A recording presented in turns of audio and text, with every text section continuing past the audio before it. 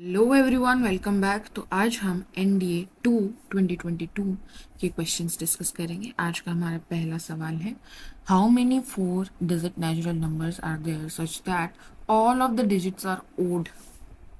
सारे डिजिट्स क्या होने चाहिए? ओड होने चाहिए और 4 डिजिट का नंबर बनाना है। तो हमारे पास कितनी और डिजिट होती है? 5 होती है। 1, 3, 5, 7 या 9।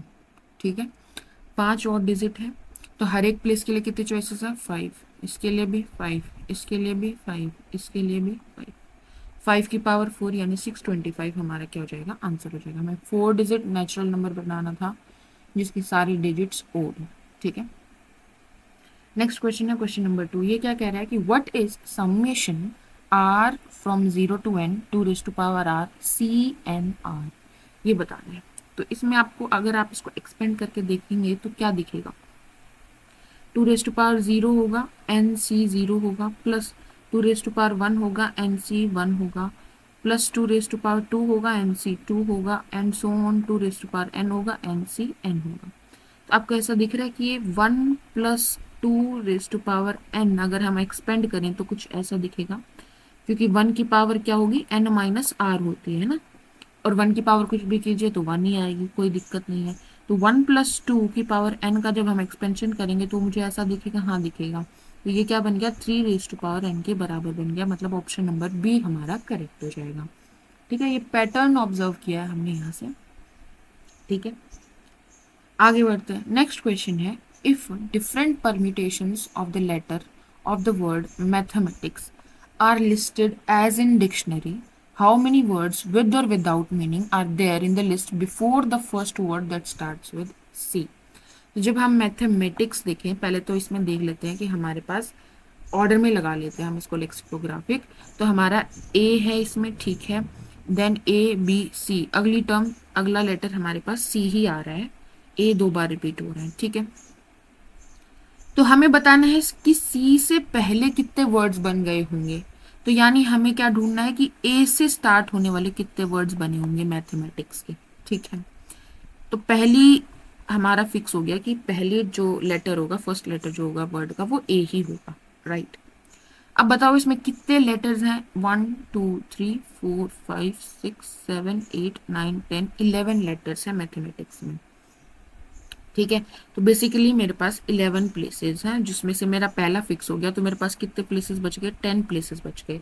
अब इन 10 प्लेसेस पर जो बचे हुए लेटर्स हैं उनमें से कुछ भी आ सकता है, वो मेरा वर्ड बना देगा, क्योंकि वर्ड में बोला इन्होंने विद और विदाउट मीनिंग सारे इकट्ठे करने हैं। ठीक है, इसके लिए कितने चॉइसेस है? 10 चॉइसेस। इसके लिए 9, इसके लिए 8। ऐसे करते हुए हम कहाँ तक जाएंगे? 10 फैक्टोरियल बन जाएगा। अच्छा ठीक है, अब हम डिवाइड किससे करते? कोई रिपीटेशन हो तो उससे डिवाइड करना पड़ेगा। मैथमेटिक्स में ए 2 बार रिपीट हुआ था, लेकिन एक ए तो हमने फिक्स कर दिया, तो इसके लिए सिर्फ एक ही ए बचा, तो रिपीटेशन उसकी नहीं होगी। ठीक है, अगली बताओ, सी में कोई रिपीटेशन है? नहीं। अगला है ई, क्या ई की रिपीटेशन है? नहीं। एम की रिपीटेशन है, एम हमारा 2 बार आया है। ठीक है, एम की रिपीटेशन है। टी की भी रिपीटेशन है, टी भी हमारा कितनी बार आया? 2 बार आया। तो मुझे 2 फैक्टोरियल से क्या करना पड़ेगा? डिवाइड करना पड़ेगा। ठीक बात है, तो हमारे पास क्या आ जाएगा? 2 9 8 7 6 5 4 3/2, और ये 2 कैंसिल हो जाएगा, हमारा यहाँ पर 2 आ जाएगा। तो 2 × 3 = 6, 6 × 5 = 30, 30 × 180, 180 और 7, 18 7 कितना होता है? 7 8 56, 7 एकम 7 और 5 12, 126। तो ये हो गया 1260। ठीक है, यहाँ तक। आगे देखो, 9 8 72 और 720 से और करना है। ठीक है, तो हमारा आ गया 0 0। यहाँ से आ गया हमारे पास 2 6 12, 2 2 4 और 1 5, 2 1 2। ठीक बात, 7 0 0, 7 6 42, और हमारे पास आ गया 4 7 दूनी 14 और 4 18, 7 एकम 7 और 1 8। ठीक है, 0 0 2 7 0 9 9 0 7 2 0 0, ऑप्शन नंबर सी हमारा करेक्ट हो जाएगा। आगे बढ़ते हैं, कैलकुलेशन आप अपनी स्पीड अप कीजिएगा। नेक्स्ट क्वेश्चन है question number 4। If consider the following statement. First statement कह रही है कि if F is a subset of Z cross Z. ठीक है, एफ हमारा सबसेट है किसका? जेड क्रॉस जेड का, मतलब उसका फर्स्ट एलिमेंट भी इंटीजर होगा और सेकंड एलिमेंट भी क्या होगा? एक इंटीजर होगा। डिफाइंड बाय एफ में क्या जा रहे हैं, x y comma x minus y जा रहे हैं, एक्स वाई कहाँ से आ रहे हैं, इंटीजर से आ रहे हैं। अच्छा, then f is a function होगा फ्रॉम जेड टू जेड। हमें क्या पता है कि सबसे पहले कार्टेशियन प्रोडक्ट होता है, उसी के उसके हर एक सबसेट को हम रिलेशन बोल देते हैं, और स्पेसिफिक कुछ रिलेशन होते हैं जिनको हम क्या बोलते हैं, फंक्शन बोलते हैं। फंक्शन में क्या होता है कि हर एक एलिमेंट ऑफ डोमेन की क्या होनी चाहिए, एक यूनिक इमेज होनी चाहिए। ठीक बात है, हाँ जी ठीक बात है, इतना तो ठीक बोला है आपने अब तक। अब बता दो कि यहाँ पर अगर मैं एक्स और वाई चूज करने हैं पहले तो हर एक एलिमेंट जो यहाँ रखूँ उसकी एक यूनिक इमेज होनी चाहिए, एक्स माइनस वाई एक यूनिक वैल्यू आनी चाहिए। ठीक है, नाउ सपोज मैंने एक्स वैल्यू 1 ले ली और वाई की वैल्यू 0 ले ली। एक बार मैंने एक्स 0 ले लिया और वाई ले लिया 1। ठीक है, ठीक है, दोनों इंटीजर, एक्स भी इंटीजर है वाई भी इंटीजर है, बिल्कुल ठीक है। अब बता दो, एक्स वाई करूंगी तो क्या बनेगा, 0।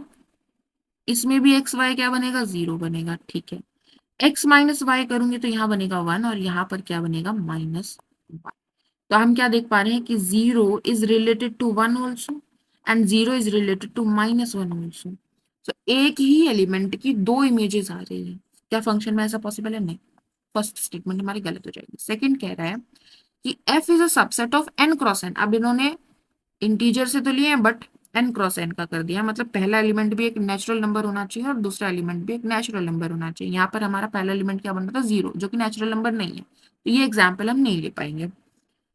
पहला एलिमेंट भी नेचुरल नंबर होना चाहिए, दूसरा एलिमेंट भी नेचुरल नंबर होना चाहिए, और एक्स और वाई जो लिए हैं वो भी नेचुरल से आनी चाहिए। और इन्होंने क्या है, x y comma x plus y. तो क्या अब ये एक फंक्शन डिफाइन कर रहा है एन से एन पर। तो देखो, अगर मैं लूं 2 और 3, ये मैंने लिया एक्स और वाई की वैल्यू। ठीक है, ठीक है, इसमें कैसे जा रहे हैं फंक्शन में, एफ में x y comma x plus y जा रहे हैं। ठीक है, अभी मैं एक्स और वाई की वैल्यू लिख रही हूँ। एक मैंने एक्स और वाई लिया है 1 और 6। ठीक है, अब बता दो, एक्स वाई क्या आएगा, 6, और एक्स प्लस वाई क्या आएगा, 5। यहाँ पर x इंटू वाई 6 आएगा और x प्लस वाई क्या आएगा, 7। तो 6 की इमेज 5 भी आ रही है और 6 की इमेज 7 भी आ रही है। ठीक है, तो क्या ये फंक्शन है, नहीं, ये भी गलत है।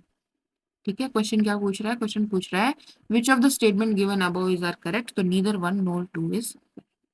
आगे बढ़ते हैं, नेक्स्ट क्वेश्चन है question number 5, consider the determinant. ये डिटर्मिनेंट कंसिडर करना है। ठीक है, सिंपल डिटर्मिनेंट लिखा है। इफ a1 3 हमें बोल दिया है yz, इसकी वैल्यू हमें दे दी है yz, a2 3 की वैल्यू हमें दे दी है xz, और a3 3 की वैल्यू हमें दे दी है xy। ठीक है, and minus of a1 3 a2 3 a3 3 दे दिया, माइनस भी दे दिए हैं। हमें डिटर्मिनेंट की वैल्यू निकालनी है।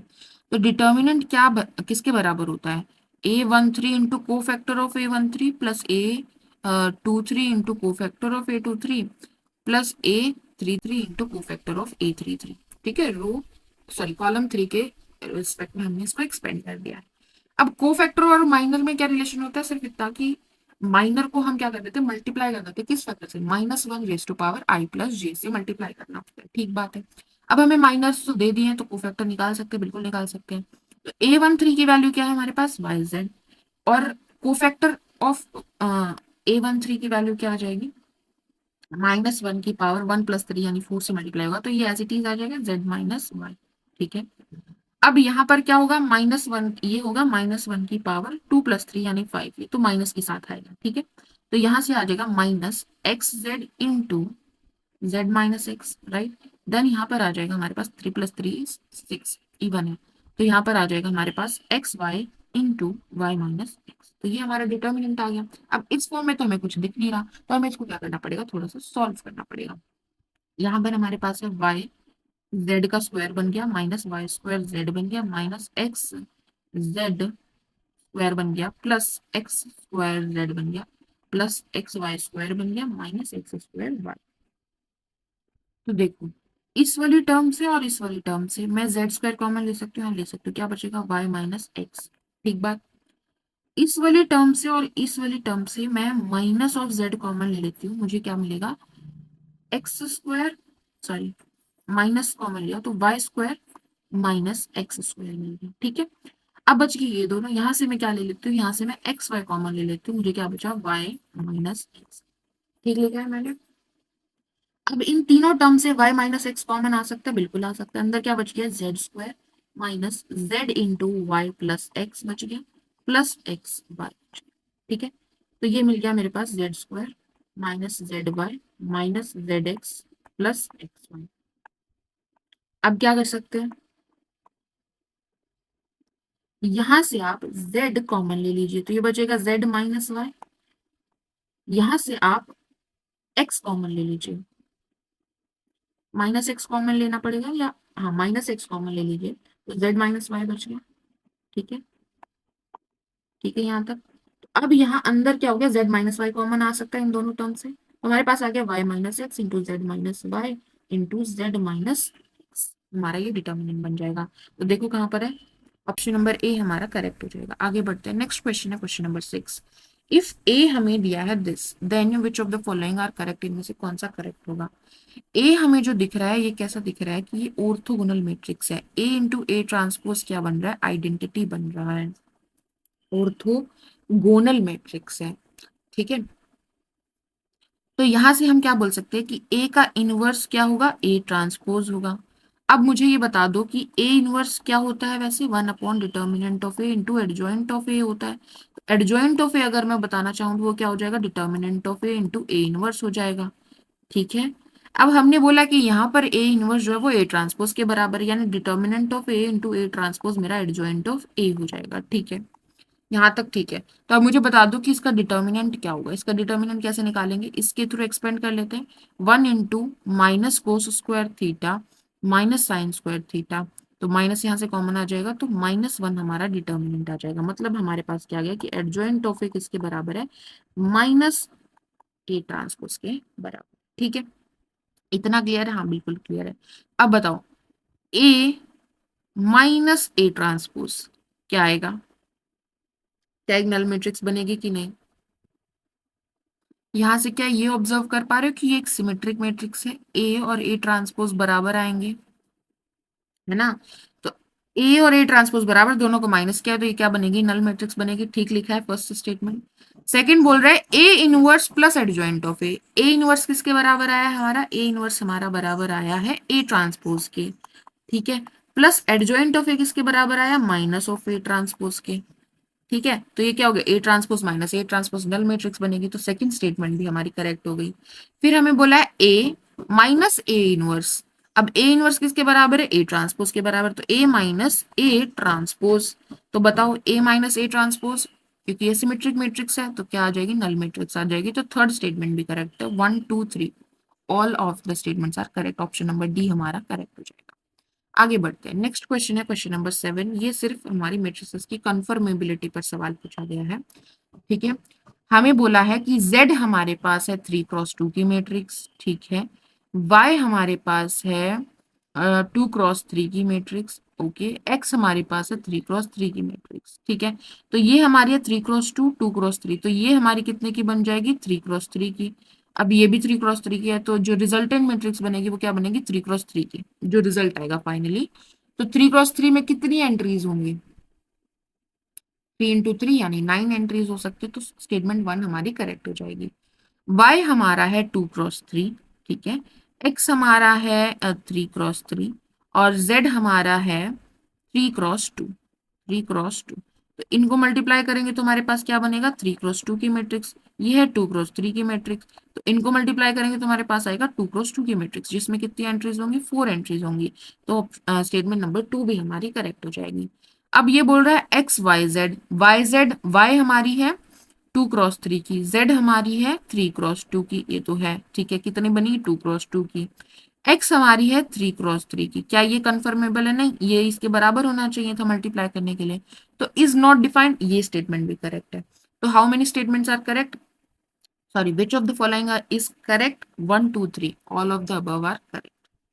आगे बढ़ते हैं, नेक्स्ट क्वेश्चन है question number 8। For how many quadratic equations the sum of roots is equal to the product of roots. Quadratic equation क्या होती है, x square minus sum x plus P. ठीक है, ये बोल रहा है कि जो सम है वो किसके बराबर होना चाहिए, पी के बराबर होना चाहिए, यानी x square minus S x plus S की, ऐसे हमारी क्वाड्रेटिक इक्वेशन दिखनी चाहिए। अब एस की वैल्यू आप कोई भी रियल नंबर एंटर करते रहो, हमें हमेशा इक्वेशन मिल जाएगी, क्वाड्रेटिक इक्वेशन मिल जाएगी। तो there are infinitely many choices. ठीक है, आगे बढ़ते हैं। नेक्स्ट क्वेश्चन है question number 9। Consider the following statement. The set of all irrational numbers between √2 and √5 is an infinite set.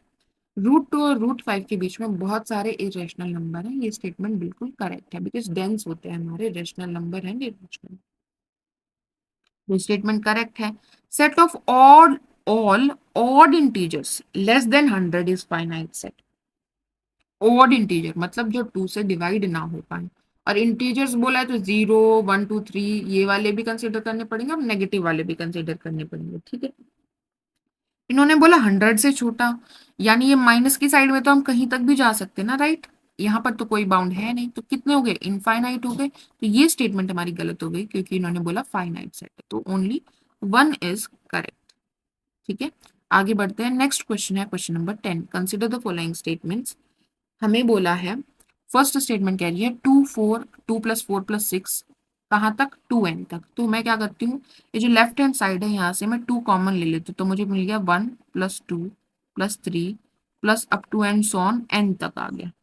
ठीक है, तो हमारे पास 1 + 2 + 3 अप टू n कितनी टर्म्स होगी, n टर्म्स होगी। n नेचुरल नंबर्स का सम क्या होता है, फर्स्ट n नेचुरल नंबर्स का n into n plus 1/2।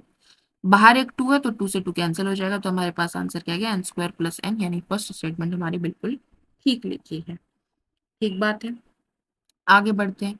Next statement बोल रही है, the expression n² + n + 41 always gives a prime number for every natural number n। हर एक नेचुरल नंबर n के लिए हमेशा एक प्राइम नंबर दे रही है। क्या दे रही है, प्राइम नंबर। अच्छा, रिजल्ट आएगा हमारे पास। ओके, तो 41 दिख रहा है, 41 is also a natural number. हाँ बिल्कुल एक नेचुरल नंबर है। तो n की वैल्यू अगर मैं 41 रखूं तो क्या आएगा, 41 का स्क्वायर प्लस 41 प्लस 41, राइट। तो ये यहाँ से 41 कॉमन आ जाएगा, हमारे पास बचेगा 41 + 1 + 1, यानी 41 + 1 इज 42 + 1 43, यानी 41 × 43। क्या ये एक प्राइम नंबर है, नहीं है, तो कॉम्पोजिट नंबर है, प्रोडक्ट ऑफ टू नंबर्स लिखा जा रहा है। ठीक है, तो ये स्टेटमेंट हमारी गलत हो जाएगी, 1 ओनली इज करेक्ट। आगे बढ़ते हैं। नेक्स्ट क्वेश्चन है question number 11। Let p, q be the roots of the quadratic equation x² + bx + c is equals to 0 where c is greater than 0 इन्होंने बोला है, और p is greater than q ये भी इन्होंने बोला है। If p² + q² minus 11pq is equals to 0 then what is the value of p minus q equals to, ये बताना है। ठीक है, तो p minus q का स्क्वायर ले लेते हैं। क्यों लिया, क्योंकि मुझे यहाँ पर p² + q² दिख रहा है। ठीक है, तो यहाँ पर किसके बराबर होता है, p² + q² माइनस 2pq होगा। यही होता है a - b का होल स्क्वायर का फॉर्मूला। हाँ जी, यही होता है। यहाँ से बता दो कि p² + q² किसके बराबर है, 11pq के बराबर है, माइनस 2pq हो गया। ठीक लिखा है मैंने। तो ये कितना हो गया, 11 में से 2 गया, 9pq हो गया। p माइनस क्यू का होल स्क्वायर किसके बराबर है, 9pq के बराबर है। अब p और q क्या थे, रूट्स थे, किसके, इसके। तो pq यानी प्रोडक्ट ऑफ रूट्स किसके बराबर हो जाएगा, c के बराबर हो जाएगा, c/1 c हो जाएगा। ठीक है, तो p × q की जगह मैं क्या लिख सकती हूँ, 9c लिख सकती हूँ। तो अब मुझे बता दो कि p - q की क्या वैल्यू होगी, स्क्वायर रूट करेंगे बोथ साइड, तो हमारे पास आएगी 3√c। 3√c यानी ऑप्शन नंबर ए हमारा करेक्ट हो जाएगा। ठीक है, आगे बढ़ते हैं। अब p अगर q से बड़ा है तो p - q क्या होगी, पॉजिटिव वैल्यू होगी, इसलिए हमने जो नेगेटिव आएगा ना, क्योंकि स्क्वायर रूट करेंगे तो दो वैल्यू, -3√c भी तो आएगी, उसको हमें क्या करना पड़ेगा, नेग्लेक्ट करना पड़ेगा, क्योंकि p is greater than q, तो p - q is greater than 0 होगा। आगे बढ़ते हैं। नेक्स्ट क्वेश्चन है question number 12। What is the diameter of the circle inscribed in a regular polygon of 12 sides each of length 1 centimetre. हमारे पास एक 12 sides का regular polygon है जिसके अंदर हमने एक सर्कल इंस्क्राइब किया है। एक सर्कल अगर हम बात करें तो जो साइड्स हैं वो इसके ऊपर क्या काम करेंगे, एज एन टेंजेंट काम करेंगे। बिल्कुल ठीक है, इंस्क्राइब किया तो हर एक साइड को टच करते हुए जाएगा। हाँ बिल्कुल, ये हमारी सर्कल की क्या है, सेंटर है। तो इसको जब मैं यहाँ पर ज्वाइन करूंगी ऐसे, ये हमारी साइड ऐसे, ठीक है, एक मिनट दीजिए। ये हमारी साइड्स है, इसकी लेंथ कितनी है 1 सेंटीमीटर, इसकी लेंथ कितनी है, ये भी कितनी है 1 सेंटीमीटर, ये भी कितनी है 1 सेंटीमीटर। ठीक है, अब मुझे बताओ कि अगर हमारे पास ऐसा रेगुलर पॉलीगन है जिसकी 12 साइड्स है, मतलब हर एक साइड बराबर है, ठीक है, तो वो सेंटर पर, यहाँ पर जो मिड हमने बीच में पॉइंट लिया है, उस पर हर एक साइड कितना एंगल सबटेंड कर रही होगी, 360/12 हो जाएगा, यानी 30 डिग्री सबटेंड कर रही होगी, मतलब ये एंगल कितना है हमारे पास 30 डिग्री है। अब हमने ये क्या किया है, ड्रॉ किया है सेंटर से, कहाँ पर, टेंजेंट पर, तो ये क्या हो जाएगा हमारा 90 डिग्री, पॉइंट ऑफ कांटेक्ट पर। ठीक है, कितना हो जाएगा 90 डिग्री। ओके, अब हमें पता है कि ये जो हमारे पास दो ट्राइंगल्स बने हैं ये आपस में क्या होते हैं, कॉन्ग्रुएंट होते हैं। तो ये 30 है तो ये कितना हो जाएगा 15, और ये कितना हो जाएगा 15, राइट। अब मुझे पता है ये कॉन्ग्रुएंट है तो ये साइड इसके बराबर है, ये पूरी 1 थी तो ये कितनी हो जाएगी 1/2 हो जाएगी। अब मेरे पास ये ट्राइंगल देख रहे हो आप, ये साइड है 1/2, ये हमारा 15 डिग्री एंगल है, ये 90 डिग्री है। तो मुझे क्या चाहिए, मुझे ये चाहिए, कौन सी रेशो रिलेट करेगी इन दोनों को, सॉरी मुझे ये नहीं चाहिए, मुझे ये चाहिए। तो कौन सी रेशो रिलेट करेगी इन दोनों को, 10-15, 10-15 डिग्री किसके बराबर हो गया 1/2 बाय, ये हम इसको रेडियस आर, यही तो होगी आर रेडियस, हाँ जी, आर किसके बराबर होगी 1/2, और नीचे आ गया हमारे पास 10-15 डिग्री। अब 10-15 डिग्री कैसे निकालेंगे, that is the main. 10-15 degree आप याद भी रख सकते हैं, बिकॉज काफी बार इस पर सवाल पूछ रही है एनडीए यूपीएससी। तो यहाँ पर 10-15 डिग्री कैसे निकाल सकते हो आप, 10-45 डिग्री माइनस 30 डिग्री। ठीक है, तो ए माइनस बी, 10a-b का फॉर्मूला होता है 10a-10b बाय 1 + 10a 10b। ठीक है, तो 1-1/√3/1 + 1/√3, तो ये हो जाएगा √3 - 1/√3 + 1। ठीक है, ओके, तो इसको हम क्या कर लेते हैं, यहाँ पर पुट कर देते हैं, तो आर की वैल्यू आ जाएगी 1/2√3 - 1 √3 + 1। अब क्या कीजिए, इसको रेशनलाइज कर लीजिए, √3 + 1 से ऊपर नीचे क्या कर दीजिए, मल्टीप्लाई कर दीजिए, तो हमारे पास क्या आ जाएगा, √3 - 1 इंटू √3 + 1, तो 3 - 1 नीचे आ गया 2 इंटू 2, यहाँ पर ऊपर हमारे पास आ गया √3 + 1 का होल स्क्वायर, यानी 3 + 1 प्लस हमारे पास आ गया 2√3, ये आ गई हमारी रेडियस। हमें क्या निकालना है, हमें निकालना है डायामीटर, राइट, तो इसका ट्वाइस करना पड़ेगा, तो 2r, इसको भी 2 से मल्टीप्लाई करेंगे, 2 से 2 कैंसिल हो जाएगा, हमारे पास आ गया 4 + 2√3/2। तो अब ऊपर से 2 कॉमन निकाला जा सकता है, कैंसिल हो जाएगा, 2 + √3 हमारा क्या हो जाएगा, आंसर आ जाएगा, यानी ऑप्शन नंबर सी हमारा करेक्ट हो जाएगा। ठीक है, आगे बढ़ते हैं, नेक्स्ट क्वेश्चन है क्वेश्चन नंबर 13। लेट ए हमें बोला है 7, 8, 9, 10, 11 अप टू कहाँ तक है 16 तक हमारे पास वैल्यूज हैं, और फंक्शन एफ हम डिफाइन कर रहे हैं फ्रॉम ए से लेकर नेचुरल नंबर तक। कैसे डिफाइन किया है, एफ ऑफ एक्स किसके बराबर है, the highest prime factor of x, x का हाइएस्ट प्राइम फैक्टर उसके बराबर है। तो हमें पूछा है कि इसकी रेंज में कितने एलिमेंट्स होंगे, रेंज में कितने एलिमेंट्स होंगे कैसे पता लगेगा, इमेज से पता लगेगा। ठीक है, तो जल्दी से बताओ 7 की इमेज क्या होगी, उसका highest prime factor, now 7 is a prime number तो हाईएस्ट प्राइम फैक्टर 7 हो गया। 8 की इमेज क्या होगी, उसका हाईएस्ट प्राइम फैक्टर, 8 इज 2⁻³ तो 2 ही हो गया हाईएस्ट फैक्टर। प्राइम फैक्टर लिखना है, हाईएस्ट फैक्टर नहीं, highest prime factor. Okay, 9 is 3⁻², तो हाईएस्ट प्राइम फैक्टर 3 हो गया। 10 इज 5 × 2, तो हाईएस्ट प्राइम फैक्टर 5 हो गया। 11 is itself a prime number तो 11 हो जाएगा। 12 इज 2⁻² × 3, तो हाईएस्ट प्राइम फैक्टर 3 हो जाएगा इसका। 13 itself is a prime number. 14 होता है 7 × 2, तो हाईएस्ट प्राइम फैक्टर 7 हो जाएगा। 15 होता है 3 × 5, हाईएस्ट प्राइम फैक्टर 5 हो जाएगा। 16 होता है 2⁻⁴, तो हाईएस्ट प्राइम फैक्टर हमारा क्या हो जाएगा 2 हो जाएगा। तो अब बता दो, रेंज है क्या होता है, एक सेट होता है, तो रिपीटेशन अलाउड नहीं है। कार्डिनैलिटी बताओ क्या होगी, 2 जाएगा, 3 जाएगा, 5 जाएगा, 7 जाएगा, 11 जाएगा, 13 जाएगा। ठीक है, 3 और 3 6, ऑप्शन नंबर सी हमारा करेक्ट हो जाएगा। ठीक है, एक बार दोबारा से आप काउंट कर लीजिएगा। नेक्स्ट क्वेश्चन है question number 14। Let R be the relation from n to n defined by R, x, y belongs to n and x square is equals to y cube. Which of the following are not correct? इनमें से कौन C correct नहीं है वो हमें बताना है। अच्छा, पहली स्टेटमेंट क्या कह रही है, रिफ्लेक्सिविटी चेक करनी है बेसिकली हमें। तो रिफ्लेक्सिविटी क्या होनी चाहिए, सारे n, सारे नेचुरल नंबर्स के लिए होनी चाहिए, हाँ जी। वन के लिए तो ठीक है कि वन का स्क्वायर भी वन होता है, वन का क्यूब भी वन होता है, तो ये 1,1 इसमें चला जाएगा। बट क्या 2,2 जाएगा? क्या 2 का स्क्वायर 2 के क्यूब के बराबर होता है? नहीं, ये 4 होता है और ये 8 होता है, ये दोनों बराबर नहीं है। तो ये क्या रिफ्लेक्सिव है? नहीं। ये स्टेटमेंट क्या ट्रू है? नहीं। तो ये फॉल्स है। ठीक है, इसमें नॉट करेक्ट पूछा है, ध्यान से देखना। नेक्स्ट स्टेटमेंट हमारी क्या कह रही है? सिमेट्रिसिटी चेक करवा रही है कि अगर x कॉमा वाई जा रहा है तो y कॉमा एक्स भी जाएगा या नहीं जाएगा। अच्छा, तो यहाँ पर चेक करते हैं। x कॉमा वाई जाना चाहिए, तभी हम y कॉमा एक्स चेक करेंगे। ओके, तो हम कर लेते हैं। 4 का स्क्वायर क्या होता है हमारे पास? 16। नहीं, 8 का स्क्वायर, हाँ, 8 का स्क्वायर क्या होता है? 64। और वो किसके बराबर होता है? 4 के क्यूब के बराबर होता है। ठीक है, तो 8,4 चला जाएगा, हाँ चला जाएगा। बट क्या 4,8 जाएगा? क्या 4 का स्क्वायर 8 के क्यूब के बराबर होता है? नहीं जाएगा। तो 8,4 जा रहा है बट 4,8 नहीं जा रहा है, तो ये स्टेटमेंट भी हमारी क्या हो जाएगी? फॉल्स हो जाएगी। ये रिलेशन हमारा सिमेट्रिक भी नहीं है। इसमें बोला है select the correct answer using the code given below. तो इसमें बोला है 2 3, लेकिन 1 भी तो है, ये गलत हो जाएगा। इसमें बोला है 1 3, लेकिन 2 भी तो है, ये भी गलत हो जाएगा। तो 1 2 ठीक है, अब 3 देखना है, 3 होगा कि नहीं होगा। इसमें बोला है ट्रांजिटिविटी, तो बताओ, एक्स वाई जाना चाहिए, वाई जेड जाना चाहिए, और फिर एक्स जेड चेक करेंगे।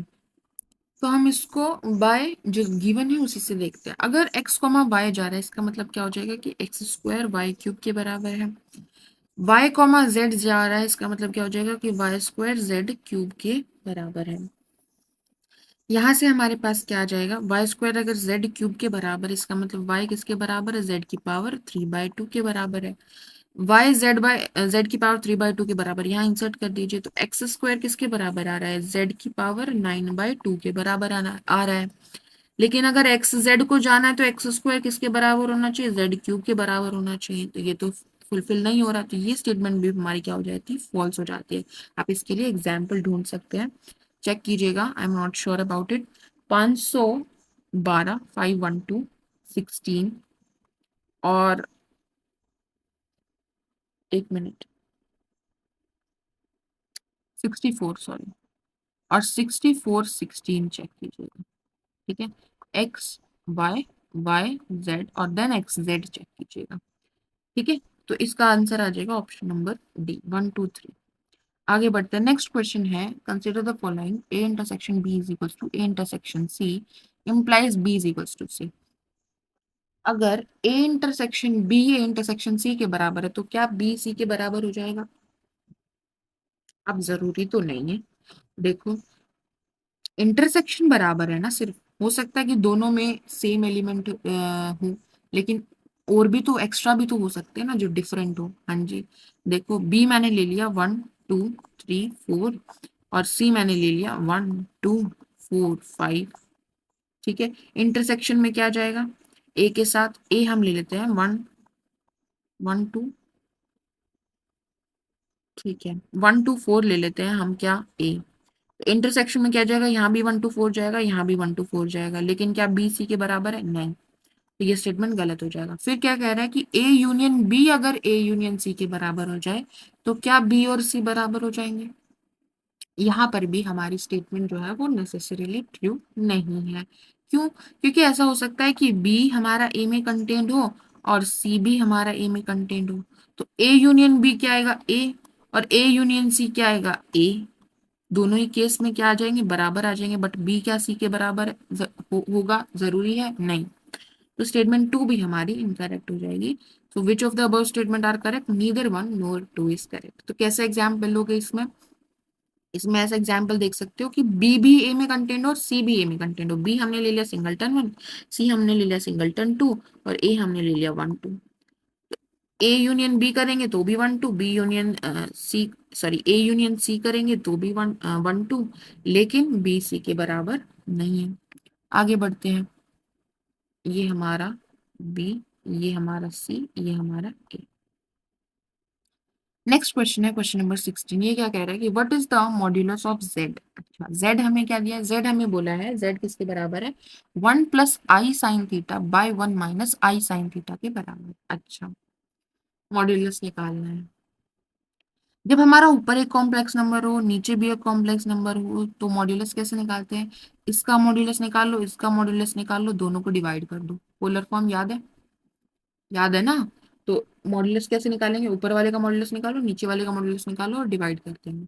ऊपर वाले का मॉड्यूलस क्या आ जाएगा, 1 प्लस साइन स्क्वायर थीटा।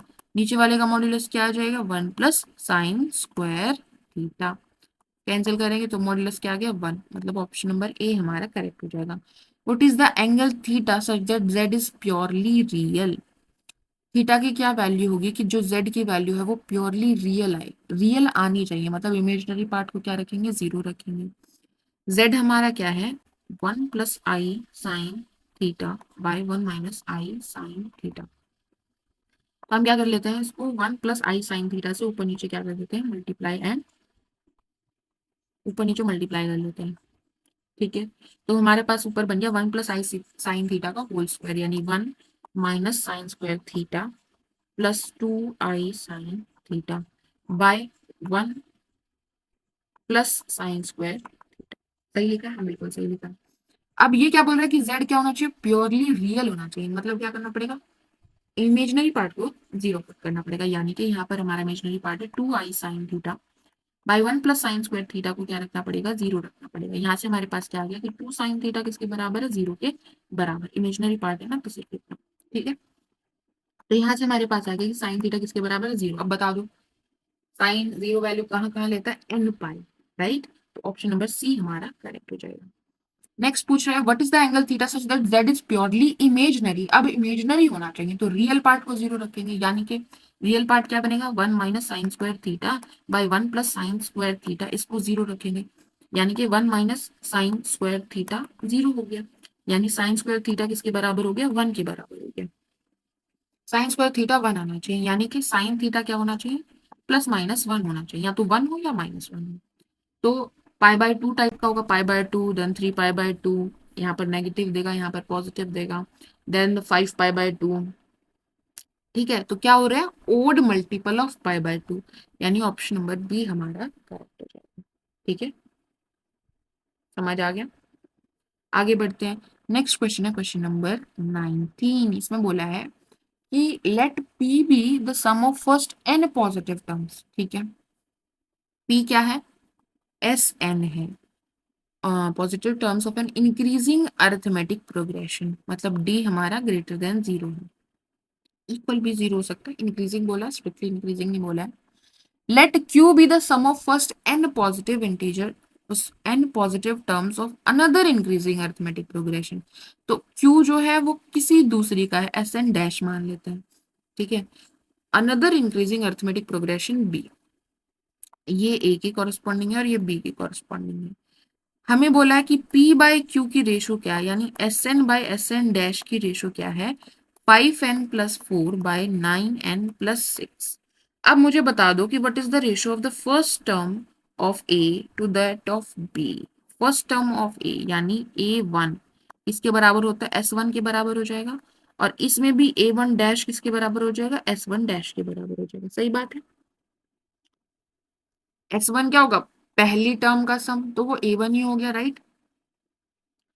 अब S1 बाय S1 डैश की रेशियो मुझे पता है, हाँ पता है, यहाँ पर भी 1 रख दो, यहाँ पर भी 1 रख दो। 5 प्लस 4 यानी 9, 9 प्लस 6 यानी कि 15। तो हमारे पास रेशियो आ गई 3/5। तो A1 बाय A1 डैश ये किसकी है, ए की फर्स्ट टर्म, ये किसकी है, बी की फर्स्ट टर्म। तो फर्स्ट टर्म की रेशियो क्या आ जाएगी, 3/5। ऑप्शन नंबर डी करेक्ट हो जाएगा। आगे बढ़ते हैं। नेक्स्ट क्वेश्चन है consider the binomial expansion of p plus q x raise to power 9।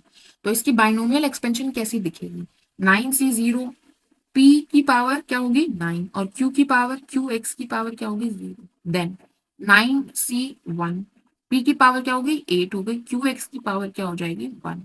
ऐसे करते हुए हम जाएंगे 9c9 तक, p की पावर क्या हो जाएगी हमारी 0 और क्यू एक्स की पावर क्या हो जाएगी 9। ठीक है, कितनी टर्म्स आएंगी, 10 टर्म्स आएंगे।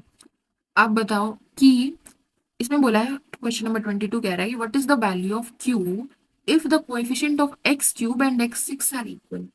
अब एक्स क्यूब कब आएगा देखो, ये और ये हमारा सेम रह रहा है, एक्स की पावर और यहाँ पर जो वैल्यू आएगी आर हमारा क्या रहता है, सेम रहेगा।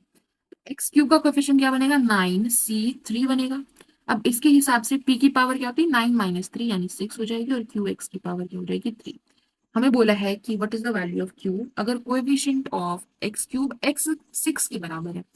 एक्स 6 निकाल लेते हैं, एक्स रेज टू पावर 6 का कोएफिशिएंट क्या होगा, 9c6, p raise to power 3 हो जाएगा और q x raise to power 6 हो जाएगा। तो कोएफिशिएंट क्या हो गया इसका, 9c3, p raise to power 6, q raise to power 3, और इसका कोएफिशिएंट हो गया 9c6, p raise to power 3, q raise to power 6। ठीक है, कोएफिशिएंट लिखा अभी मैंने, पहले टर्म्स लिखी थी। ओके, अब हमें क्या रिलेशन पता है कि एन सी आर जो है वो किसके बराबर होता है, n C n minus r बराबर होता है। तो 9c3 जो है वो 9c6 के बराबर हो जाएगा, बिकॉज 6 + 3 = 9। ये तो कैंसिल हो गया, बराबर ही है ये दोनों वैल्यूज। तो अब हमारे पास आ गया p raise to power 6, q raise to power 3 minus p raise to power 3, q raise to power 6 किसके बराबर है, 0 के बराबर है। यहाँ से p raise to power 3, q raise to power 3 common ले लेते हैं, हमारे पास बच गया p raise to power 3 minus q raise to power 3 क्या है, 0 है। ठीक है, इसको क्या लिख सकते हैं, P minus Q into P square plus Q square plus P Q लिख सकते हैं। किसके बराबर है, 0 के बराबर है। ठीक है, तो हमारे पास क्या आ गया कि या तो पी क्यू के बराबर है या पी क्यू का प्रोडक्ट 0 है, या फिर हमारे पास आ गया कि ये वैल्यू ये हमारी 0 के बराबर है। ठीक है, पी किसके बराबर है, क्यू के बराबर है, तो ऑप्शन नंबर ए हमारा करेक्ट हो जाएगा। नेक्स्ट है question number 23। What is the ratio of the coefficient of middle terms in the expansion when the expanded in the ascending power of x?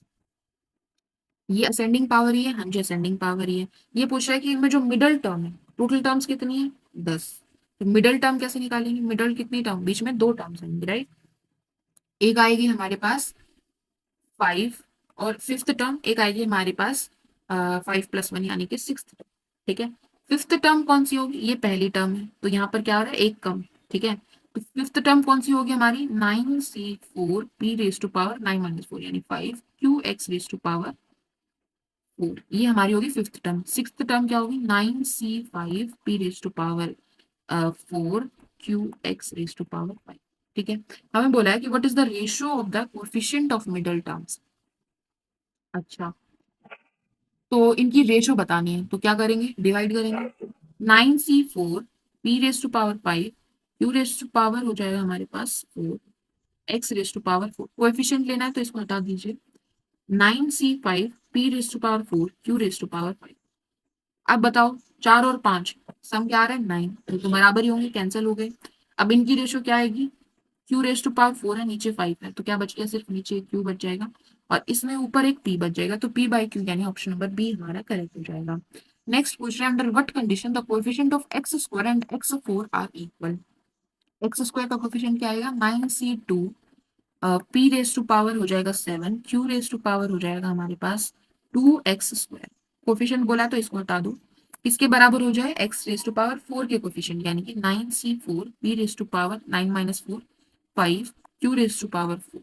ठीक है, ये बराबर हो जाए तो ये हो जाएगा 9 फैक्टोरियल/2 फैक्टोरियल 7 फैक्टोरियल, ये P7 Q2 किसके बराबर हो जाए, 9 फैक्टोरियल/4 फैक्टोरियल 5 फैक्टोरियल P5 Q4 के बराबर हो जाए। अच्छा, 9 फैक्टोरियल तो कैंसिल हो गया, अब यहाँ पर 7 फैक्टोरियल, यहाँ पर 5 फैक्टोरियल है, तो 7 और 6 यहाँ बच जाएंगे, 5 फैक्टोरियल कैंसिल हो जाएगा। यहाँ पर 4 फैक्टोरियल, यहाँ पर 2 फैक्टोरियल है, 4 और 3 यहाँ बच जाएंगे, 2 फैक्टोरियल कैंसिल हो जाएगा।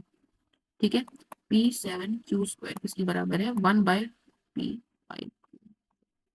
ठीक है, अब क्या करो, क्रॉस मल्टीप्लाई कर दो, कांस्टेंट टर्म एक तरफ ले जाओ और ये पी क्यू की पावर एक तरफ ले जाओ, तो हमारे पास क्या आ जाएगा, 4 × 3/7 × 6 इसके बराबर आ जाएगा p raise to power 5 q raise to power 4 divide by p raise to power 7 q raise to power 2। तो ये आ जाएगा 3 × 2 = 2, 2/7 किसके बराबर है, यहाँ से देखो क्या आएगा, क्यू स्क्वायर बचा ऊपर। ठीक है, नीचे हमारे पास पी स्क्वायर बचा, तो q square is to p square जब हमारा 2:7 के बराबर होगा तब हमारे ये कोएफिशिएंट दोनों जो है वो क्या हो जाएंगे, बराबर हो जाएंगे। लेकिन हमें यहाँ पर q square is to p square की रेशो नहीं दी, हमें p square is to q square की रेशो दी, मतलब रेसिप्रोकल करना पड़ेगा। तो हमारा ऑप्शन नंबर बी क्या हो जाएगा, करेक्ट हो जाएगा। इसका रेसिप्रोकल करोगे तो इसका भी तो रेसिप्रोकल हो जाएगा। ठीक है, आगे बढ़ते हैं, नेक्स्ट क्वेश्चन है question number 25। Consider the word question. Okay.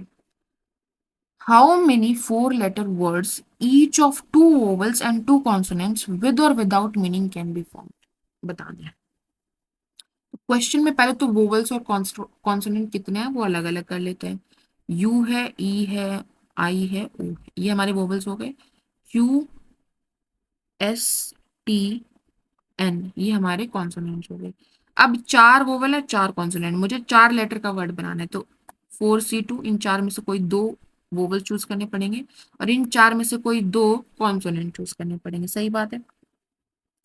अब चूज कर लिए, मेरे पास 4 लेटर्स आ गए. अब उनका क्या करना है, मुझे अरेंजमेंट देखनी पड़ेगी. कितने तरीके से अरेंज कर सकती हूँ? 4 फैक्टोरियल तरीके से अरेंज कर सकती हूँ. रिपीटेशन इसमें कोई है नहीं. ठीक बात है. तो 4C2 क्या हो गया हमारे पास? 4 × 3/2, यानी कि हमारे पास आ गया 6. राइट. 6 × 6 × 4 फैक्टोरियल यानी कि 24. तो 6 6 36 गुना में 24. ये निकाल लीजिए, आपके पास आंसर आ जाएगा. ऐसे ना करके कैलकुलेशन इजी करने के लिए क्या कर लीजिए, 6 × 144 आ जाएगा. राइट. 24 6 6 चौक 24, 2 6 6 24 और 2 26 हो जाएगा. 2 और 1, यानी ऑप्शन नंबर डी हमारा करेक्ट हो जाएगा. 864. आगे बढ़ते हैं. नेक्स्ट है question number 26. How many 8 letter words बनाए जा सकते हैं? हमारे क्वेश्चन में कितने लेटर थे? 8 ही थे. ओके. विद और without meaning can B form such that consonants and vowels क्या है, ऑल्टरनेट पोजीशन ऑक्यूपाई करें. मतलब अगर मैं कॉन्सोनेंट से शुरू कर रही हूँ तो constant consonant vowel, consonant vowel, consonant vowel, ऐसे करके कहाँ पर खत्म करूंगी? मैं वोवेल पर खत्म करूंगी. ठीक है. 1 2 3 4 2 3. ठीक है. तो इसके लिए कितने चॉइसेस हैं? 4. 3 2 1. इसके लिए 4, इसके लिए 3, इसके लिए 2, इसके लिए 1. तो ये हो गया हमारे पास, यानी 24 × 24 बोले तो 576 हो गए. लेकिन अगर मैंने वोवल से शुरू किया तो वोवल, कॉन्सोनेंट, फिर वोवल, तो सेम ही रिपीट हो जाएगा. यहाँ पर 4, इसके लिए भी 4, इसके लिए 3 हो जाएंगे, फिर इसके लिए 3 हो जाएंगे. ठीक है.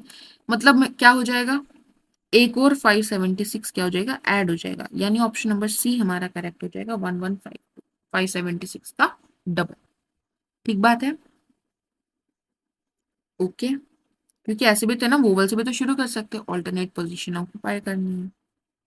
आगे बढ़ते हैं. नेक्स्ट क्वेश्चन है, how many 8 letter words with और without meaning can be formed so that all consonants are together? सारे कॉन्सोनेंट अब एक पैकेट में डाल दो.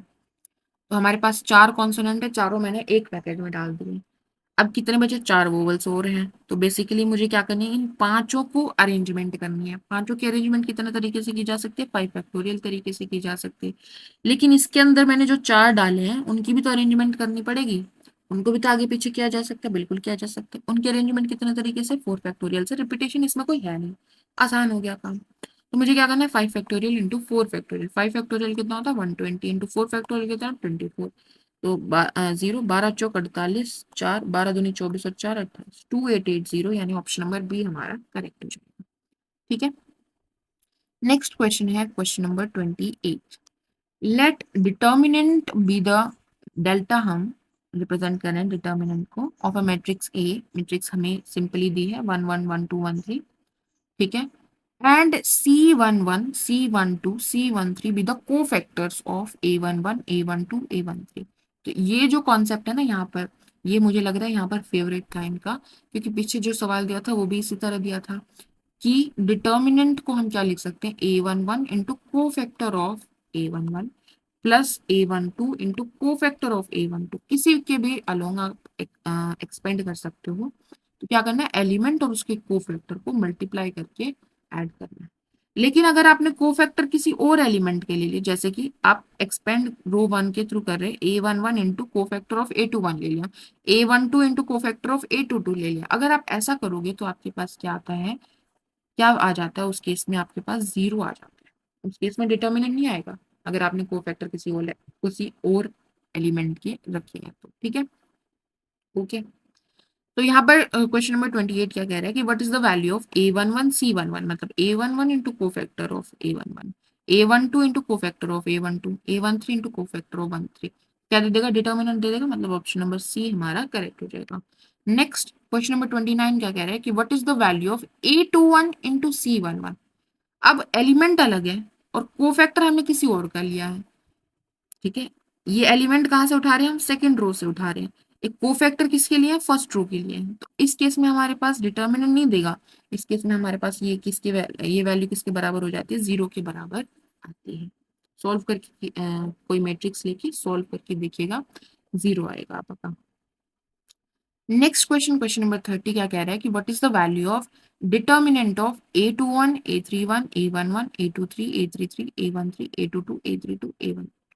हम ऑब्जर्व कर पा रहे हैं कि इन्होंने क्या किया, पोजीशन चेंज की है, ठीक है। तो हम इसको वापस से वहां ले जाने की कोशिश करते हैं और चेक करते हैं कि कितने इंटरचेंज इन्होंने किए हैं।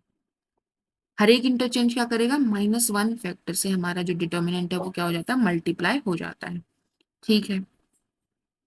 तो सबसे पहले तो हम क्या देख पा रहे हैं फर्स्ट रो में कि A11 इधर आना चाहिए, A21 इधर आना चाहिए, स्टैंडर्ड जो नोटेशन थी ऊपर, और A31 इधर आना चाहिए। तो एक तो यहाँ पर हमें क्या करना पड़ेगा, इसको इधर लाना पड़ेगा, फिर हमें इसको इधर लाना पड़ेगा, तो दो तो मुझे यहाँ चाहिए। तो मैं कहाँ पर पहुंच गई, A11, इसको इधर लेकर आई तो A13 आ गया, यहाँ पर A12 आ गया। देन ये इधर आया था और फिर इसको इधर ले गए, मेरे पास आ गया A21 A23 और A22 आ गया। देन A31 A33 और A32 आ गया, ठीक है। दो इंटरचेंज लगाने के बाद हम यहाँ पहुंच गए। लेकिन अब मुझे क्या दिख रहा है कि भाई A11 यहाँ पर तो क्या आना चाहिए, A12 आना चाहिए, नहीं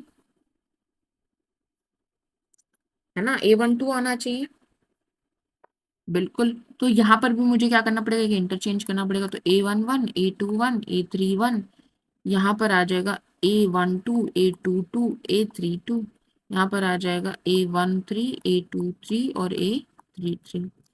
डायगोनल एंट्रीज देख सकते हो, ये 11 22 33 ही आना चाहिए। अब क्या दिख रहा है आपको, ये ट्रांसपोज दिख रहा है। अब मैट्रिक्स के ट्रांसपोज का और मैट्रिक्स का डिटर्मिनेंट दोनों क्या होते हैं, बराबर होते हैं, ठीक है। इंटरचेंज कितने किए हैं, 3 किए हैं, तो -1⁻³ का फैक्टर मल्टीप्लाई होगा, यानी -1 मल्टीप्लाई हो जाएगा डिटर्मिनेंट के साथ, ठीक है। तो ऑप्शन नंबर डी हमारा करेक्ट हो जाएगा, ठीक है। आगे बढ़ते हैं। नेक्स्ट क्वेश्चन है question number 31। Let f of x be a function satisfying f of x plus y is equals to f of x into f of y for all x y belongs to natural number such that f of 1 is equals to 2। ठीक है, f of 1 हमें दे दिया है और फिर हमें एक relation दे दिया है कि f of x plus y किसके बराबर है, मल्टीप्लाई कर दीजिए f of x into f of y कर दीजिए। अच्छा, यहाँ से मैं क्या देख पा रही हूँ कि अगर मैं f of 2 लिखूँ तो ये क्या हो जाएगा, f of 1 plus 1। सही बात है, बिल्कुल सही है। तो ये किसके बराबर हो जाएगा, F of 1 into F of 1, यानी ये किसके बराबर होगा, 2 की पावर 2 के बराबर होगा। अब एफ ऑफ 3 देख लेते हैं। एफ ऑफ 3 को मैं क्या, एफ ऑफ 1 प्लस 2 लिख सकती हूँ, हाँ लिख सकती हूँ। तो ये हो जाएगा F of 1 into F of 2। F of 2 है 2 रेज टू पावर 2 और एफ ऑफ 1 है 2, तो ये क्या हो जाएगा, 2 रेज टू पावर 3 हो जाएगा। तो एफ ऑफ एन क्या आ रहा है हमारे पास, 2 रेज टू पावर एन, ये हमारा फंक्शन बन रहा है। क्लियर है इतनी बात, हाँ बिल्कुल। क्वेश्चन नंबर 31 क्या कह रहा है कि इफ समेशन, कहां से कहां ले रहे हैं, एक्स शुरू कर रहे हैं 2 से, खत्म कर रहे हैं एन पर, और ये जो समेशन है किसके बराबर है, 2044 के बराबर है। तो पहले समेशन है इसको देख लो। एक्स कहां से शुरू किया, 2, यानी एफ ऑफ 2 से शुरू किया है और खत्म कहां पर किया, एफ ऑफ एन पर खत्म किया है। एफ ऑफ 2 किसके बराबर होगा, 2 की पावर 2 के। फिर आएगा एफ ऑफ 3, वो किसके बराबर होगा, 2 की पावर 3 के। एफ ऑफ एन किसके बराबर होगा, 2 की पावर एन के। ये किसके बराबर है, 2044 के बराबर है। और ये क्या दिख रही है आपको, ये 2 रेज टू पावर 2 है, फिर 2 रेज टू पावर 3 है, 2 रेज टू पावर 4 है, 2 रेज टू पावर एन, ये क्या दिख रही है आपको, जीपी दिख रही है। कॉमन रेशियो क्या है, 2। फिर हमें बोला कि सम ऑफ जीपी हमें दे दिया है कि 2044 है, और हमें बताने की ये कितनी टर्म्स हमने जिन जो ऐड की है वो बताना है, ठीक है, एन की वैल्यू बताना है। तो सम ऑफ जीपी का फॉर्मूला बताओ। फर्स्ट टर्म हो जाएगी 2 raise to power 2 into common ratio क्या है हमारे पास, 2 रेज टू पावर एन। अब एन बता दो, नंबर ऑफ टर्म्स कितनी है, हमने शुरू कहाँ से किया, 2 से, खत्म कहाँ पर किया, एन पर। कितनी टर्म्स हुई, n-1 टर्म्स हुई, राइट। n टर्म्स अगर आपने लिख दिया वहीं पर आपका आंसर गलत हो जाएगा। कितनी टर्म्स होंगी, n-1 टर्म्स होंगी, बिकॉज हमने 2 रेज टू पावर 1 हमने ऐड नहीं किया, राइट। n-1 टर्म्स होंगी, -1/2 - 1 दैट इज 1 हो जाएगा। नीचे इसको छोड़ दीजिए। ये सम किसके बराबर दिया, 2044 के बराबर दिया, ओके। यहाँ पर 2 से डिवाइड कर देते हैं, तो हमारे पास मतलब 4 से डिवाइड कर दिया तो 5 1 1 आ गया। 2 n माइनस वन किसके बराबर है, 5 1 1 के बराबर। 2 n माइनस वन किसके बराबर है, 5 1 2 के बराबर है। 5 1 2 क्या होता है, 2 9। ठीक है, तो n-1 किसके बराबर हो गया, 9, तो n क्या हो गया, 10। ऑप्शन नंबर सी हमारा करेक्ट हो जाएगा। ठीक है, नेक्स्ट है क्वेश्चन नंबर 32। ये क्या कह रहा है कि what is summation x from 1 to 5 f of 2x minus 1। अब 2x माइनस 1 समझिए, यहाँ पर क्या होगा, 1 रखेंगे तो हमारे पास क्या आ जाएगा, 1 आ जाएगा। ठीक है, जब मैंने 2 रखा तो क्या आ जाएगा, 3 आ जाएगा। मैंने 4 रखा, सॉरी 3 रखा तो क्या आ जाएगा, 5 आ जाएगा। तो क्या आ रहे, ओड इंटीजर आ रहे, राइट। एफ ऑफ 1 क्या है, 2। एफ ऑफ 3 क्या है, 2 raise to power 3। F of 5 क्या, 2 रेज़ टू पावर 5। कहाँ तक जाना है हमें, एक्स की वैल्यू कहाँ तक जानी है, 1 तक जानी है, सॉरी 5 तक जानी है। ऊपर क्या है, 5। 5 जब यहाँ रखेंगे तो हमारे पास आ जाएगा 5 दूनी 10, और 10 में से 1 गया 9। मुझे कहाँ तक जाना है, एफ की वैल्यू एट 9 तक जानी है, यानी कि मुझे कहाँ तक जाना है, 2 रेज़ टू पावर 9 तक जाना है। ठीक है, और मुझे इस समेशन की वैल्यू बताना है। अब बता दो कि ये जीपीए की नहीं, 2 2 raise to power 3, 2 raise to power 5, 2 raise to power 7, 2 raise to power 9 जीपीए, हाँ जी बिल्कुल है। ठीक है, फर्स्ट टर्म क्या है, 2। कॉमन रेशियो क्या है, 2 रेज़ टू पावर 2। तो 2 रेज़ टू पावर 2 कितनी टर्म्स है, इतनी टर्म्स है, 1 2 3 4 5 टर्म्स है। यहाँ पर भी देख पा रहे हो कि एक्स की वैल्यू 1 से लेकर 5 जा रही है, तो 5 टर्म्स है। -1/2 रेज़ टू पावर 2 यानी 4 - 1 दैट इज 3। ठीक लिखा है, बिल्कुल ठीक लिखा है। तो ये हो जाएगा 2 × 2 रेज़ टू पावर 2 × 5 यानी 2 raise to power 10 -1/3। 2 raise to power 10 क्या होता है, 1024 -1 × 2/3। तो ये हो गया 2 × 1023/3। तो यहाँ से करेंगे तो हमारे पास आ जाएगा 3 तिया 9, 3 चौक 12, और 3 एकम 3, तो 2 एकम 2, 2 चौक 8, 2 तिया 6, 682 यानी ऑप्शन नंबर बी हमारा करेक्ट हो जाएगा। नेक्स्ट है क्वेश्चन नंबर 33। इसमें बोला है समेशन करना है, कहाँ से कहाँ तक, 1 से लेकर 6 तक जाना है। ठीक है, 2 raise to power 1 f of 1 plus 2 raise to power 2 f of 2 plus and so on 2 raise to power 6 तक जाना है, एफ ऑफ 6 तक जाना है। ठीक है, तो यहाँ पर 2 है, एफ ऑफ 1 इज 2, 2 स्क्वायर है, एफ ऑफ 2 इज 2 का पावर 2। फिर हमारे पास 2 6 है, f of 6 is 2 raise to power 6। तो बेसिकली क्या होगा, 2 रेज़ टू पावर 2 हो गया, फिर 2 रेज़ टू पावर 4 हो गया, फिर 2 रेज़ टू पावर 6 आ जाएगा। ठीक है, फिर 2 रेज़ टू पावर 12 तक हमें जाना है। ठीक है, अगेन जीपी बन गई। First term 2 raise to power 2, common ratio 2 raise to power 2। कितनी टर्म्स है, 6 टर्म्स है, क्योंकि 1 से लेकर 6 तक जा रही है, 6 टर्म्स है, -1/3 आ जाएगा। ठीक है, तो ये आ गया 2 raise to power 2 into 2 raise to power 12 -1/3।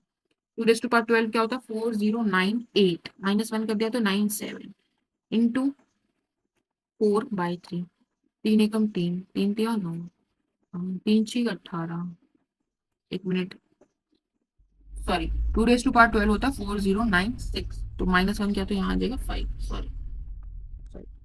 तो ये आ जाएगा 3 एकम 3, ठीक है, 3 तिया 9, फिर 3 6 18, 3 पंजे 15। अब इसको 4 से मल्टीप्लाई करेंगे तो 4 पंजे 20, 2 4 6 24 26, 2 4 3 12 14, 4 एकम 4 5460, ऑप्शन नंबर डी हमारा करेक्ट हो जाएगा। ठीक है, आगे बढ़ते हैं। नेक्स्ट क्वेश्चन है, ओके, ये हमारा अब वेन डायग्राम बनाते हुए ऐसा हमें दिया है कि हमें बास्केटबॉल दिया है, देन हमें फुटबॉल दिया है, और हमें वॉलीबॉल दिया है। ठीक है, टोटल भी दे दिए हैं कि हमारे पास टोटल स्टूडेंट कितने हैं, 15x स्टूडेंट है। इसकी वैल्यू भी हमें दे दी है कि तीनों में पार्टिसिपेट करने वालों की संख्या x है। ठीक है, ये A B C D E F कर लेते हैं। ठीक है, तो हमारे पास क्या है, a plus B plus D plus C plus x plus e plus f किसके बराबर है, 15x के बराबर, ये हमें दिया हुआ है। ओके, तो यानी कि a plus B plus D plus C plus E किसके बराबर दिया है, 14x के बराबर दिया है। यहाँ तक ठीक है। अच्छा, बाकी देख लेते हैं और क्या दिया है। The medal went to a total of 15x student. It awards 5x medals in basketball. Basketball में 5x मेडल दिए, मतलब हमें a plus B plus C plus x की वैल्यू पता है कितनी है, 5x।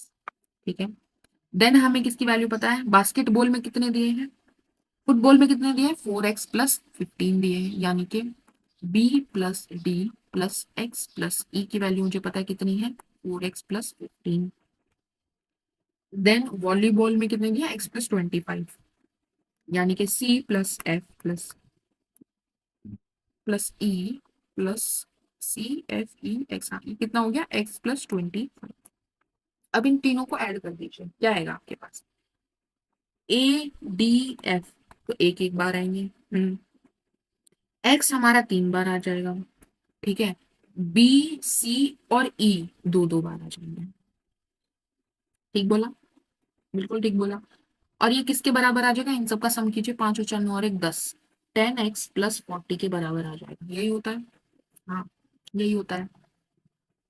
तो आप बता दो कि a plus D plus f plus इसमें से एक x निकाल लो और इसमें से बी सी ई निकाल लो, ये हमें बोला है कितना है, 15x, ठीक है। तो अब क्या बच गया मेरे पास, ये निकालने के बाद 2x बच गया, हाँ, और b बच गया, c बच गया, e बच गया, ठीक बात है। और यहाँ पर इसकी जगह मैंने लिख दिया 15, ठीक बात है। इसको इधर ले जाओ, इसको भी इधर ले जाओ, ये हो जाएगा 17x, इधर जाएगा माइनस में, तो -7x प्लस 40 किसके बराबर हो गया, b प्लस सी प्लस ई के बराबर हो गया, ठीक है। अब यहाँ पर हमें क्या पूछा था, question number 34, how many received medals in exactly 2 of 3 sport, exactly 3, sorry exactly 2 बोला है, यानी हमें क्या करना है, b प्लस सी प्लस ई की वैल्यू निकालनी, क्या ये हमारी 40 - 7x, यानी ऑप्शन नंबर सी करेक्ट हो गया। नेक्स्ट 35 में पूछ रहा है, how many received medals in at least 2 of 3 sports, at least 2, मतलब 2 वाले भी इकट्ठे करने और 3 वाले भी। अब 2 वाले कितने थे, ये 3 वाले कितने हैं, दिए हुए हैं x, तो हमारे पास क्या हो जाएगा 40 - 6x, ऑप्शन क्वेश्चन नंबर 35 का क्या हो जाएगा 40 - 6x, यानी ऑप्शन नंबर डी करेक्ट हो जाएगा। नाउ 36 में पूछा है कि how many received medals in exactly 1 of 3 sports, यानी कि अब मुझे किसकी वैल्यू चाहिए, मुझे वैल्यू चाहिए अब a plus D plus F की, a plus D plus F की, कैसे निकालू,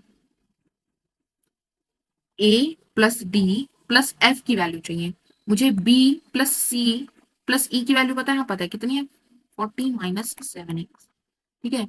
और ये किसके बराबर हुआ, a plus D plus f, किसके बराबर दिया है, 14x के बराबर, यहीं से आया था, ठीक है। तो यहाँ से a plus D plus f किसके बराबर हो जाएगा, 14x+7, यानी 21x - 40, ठीक है। ऑप्शन नंबर कौन सा करेक्ट हो जाएगा हमारा, क्या आया मेरा, 21x - 40, option number A correct हो जाएगा, ठीक है। आगे बढ़ते हैं, नेक्स्ट क्वेश्चन है क्वेश्चन नंबर 37, इसमें हमें ए मैट्रिक्स दी है, ठीक है, हमें ये दिख रही है, डायगोनल एंट्री 0 है, ए बोला है कि p प्लस क्यू के बराबर, where p symmetric matrix and q is skew symmetric matrix. अब हमें ये पता है कि किसी भी मैट्रिक्स को हम sum of symmetric and skew symmetric matrix लिख सकते हैं, सबको पता है, बिल्कुल पता है। और जो सिमेट्रिक पार्ट होता है वो कैसे निकालते हैं, a+a ट्रांसपोज/2 करते हैं, और स्क्यू सिमेट्रिक निकालते हैं a-a ट्रांसपोज/2 करते हैं, सबको पता है, हाँ पता है। अब यहीं पर यही बताना है कि p की वैल्यू क्या होगी और q की वैल्यू क्या होगी, तो मतलब a+a ट्रांसपोज/2 करोगे तो p की वैल्यू आ जाएगी, और a-a ट्रांसपोज/2 करोगे तो आपके पास q की वैल्यू आ जाएगी, ठीक है। अब बता दो, a+a ट्रांसपोज/2 करना है, ए हमें पता है, ए ट्रांसपोज क्या आ जाएगा हमारे पास, 0 sin² theta cos square theta cos square theta sin² theta, 0 0 cos square theta sin², ठीक है। अब जल्दी जल्दी, a+a ट्रांसपोज, यानी 0+0/2 0 हो जाएगा, first entry 0, sin² theta plus cos square theta 1 हो जाएगा, 1/2, कोस² थीटा प्लस sin²थीटा 1 हो जाएगा, 1/2। अब ये एंट्री क्या है, ये सिमेट्रिक पार्ट है, ये 1/2 तो ये भी 1/2, ये 1/2 तो ये भी 1/2, ठीक है। मिल गया हमें आंसर, हाँ मिल गया, ऑप्शन नंबर ए आ गया। नेक्स्ट बताओ, 38 में पूछा है कि क्यू की वैल्यू क्या होगी, क्या होता है, एंटी सिमेट्रिक पार्ट होता है, या फिर हम बोले तो स्क्यू सिमेट्रिक पार्ट होता है। क्या करना है, a-a ट्रांसपोज, जल्दी बताओ, a-a ट्रांसपोज करना है। अब 0 - 0/2 0 हो जाएगा, sin²थीटा माइनस कोस²थीटा/2, हमें क्या पता है कि cos2 थीटा किसके बराबर होता है, cos² थीटा माइनस sin²थीटा, हमें क्या मिल रहा है, sin²थीटा माइनस cos²थीटा, यानी कि हम क्या लिख सकते हैं, -cos2 थीटा/2, ठीक है। अगर हमें क्या है, ये कौन सा पार्ट है, स्क्यू सिमेट्रिक पार्ट, अगर ये -cos2 थीटा/2 है तो ये क्या हो जाएगी, cos2 थीटा/2, ठीक है, अगली बताओ, cos square theta minus sine square theta, ये हो गया हमारा cos two theta by two. ठीक है, ओके। तो अगर ये cos two theta by two है तो ये क्या हो जाएगा, minus cos two theta by two. क्या हमें आंसर मिल गया? क्या ये होगा? नहीं। क्या ये होगा? नहीं। ये हो सकता है, हो सकता था, लेकिन यहाँ पर क्या होना चाहिए, तो 1/2, तो ये भी नहीं होगा, तो ऑप्शन नंबर डी हमारा करेक्ट हो जाएगा। ठीक है, okay, that's it for today, good bye.